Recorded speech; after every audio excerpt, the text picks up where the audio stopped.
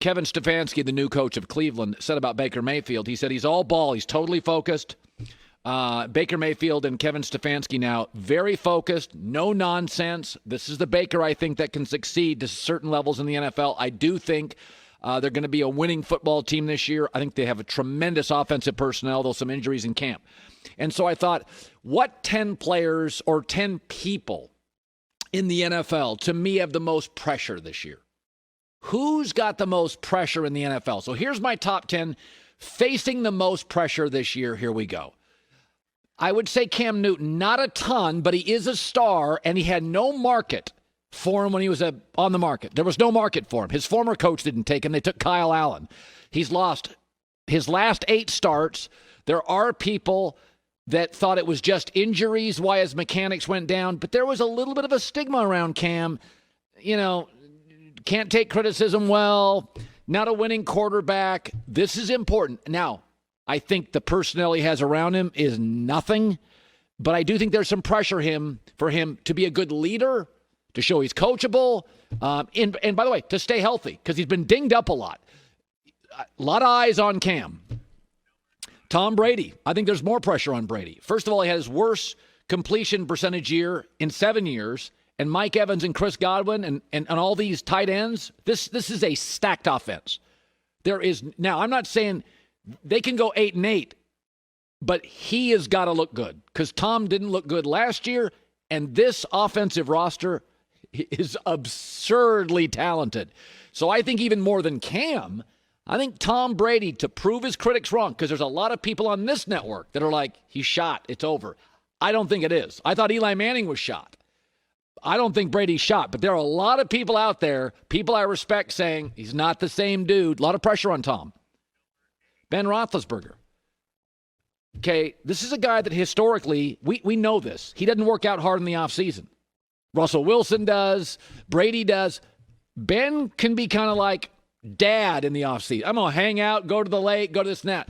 Also, it's time for Ben to get along with teammates, younger teammates. A lot of drama here with Ben. I think Ben comes in and struggles with another teammate, more drama. People are going to say, dude, you're 38. You're not in good shape. I think there's some pressure on Ben.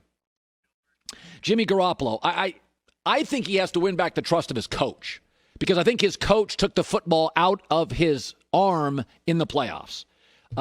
If you go look at his completion percentage went down in the playoffs, his yards per game went down in the playoffs, his passer rating went down in the playoffs.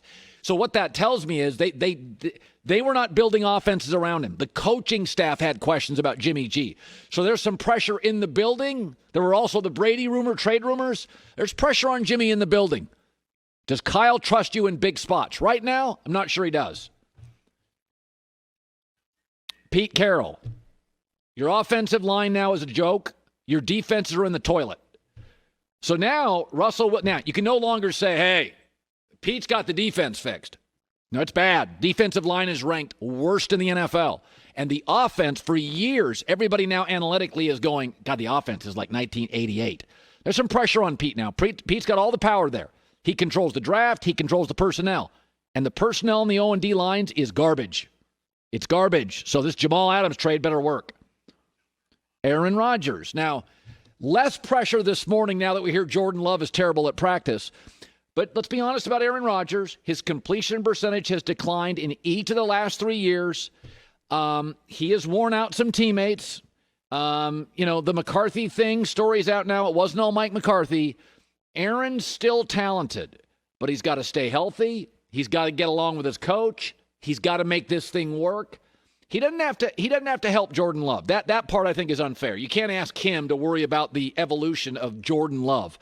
But I do think for Aaron, in 16 games, are we going to be like, yeah, he's not a top 5 guy anymore.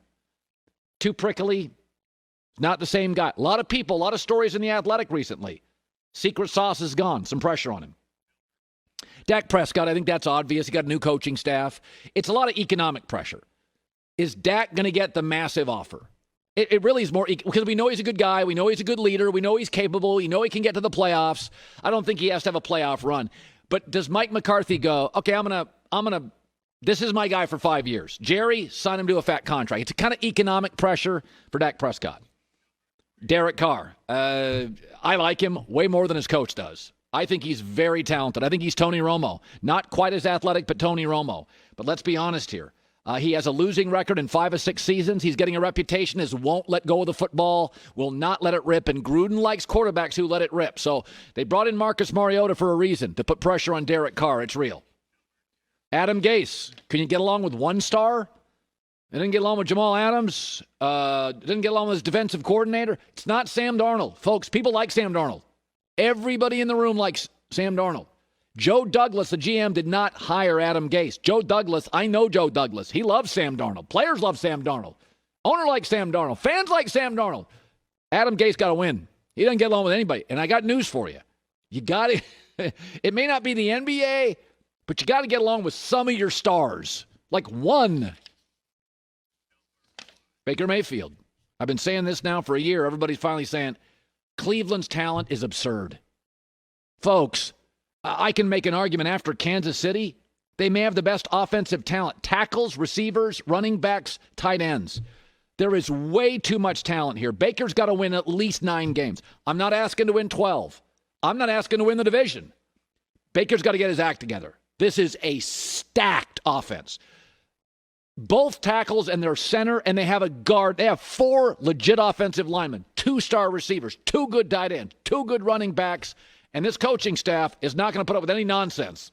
Like, this is his, 3rd, 4th coach. They're done with the nonsense. A lot of pressure on Baker. And I do think he will deliver to a certain level. Hi, everybody. Thanks for watching. Subscribe here to get the latest from the show. Also, be sure to check out more of the best clips from The Herd or go watch a few segments from other shows on FS1.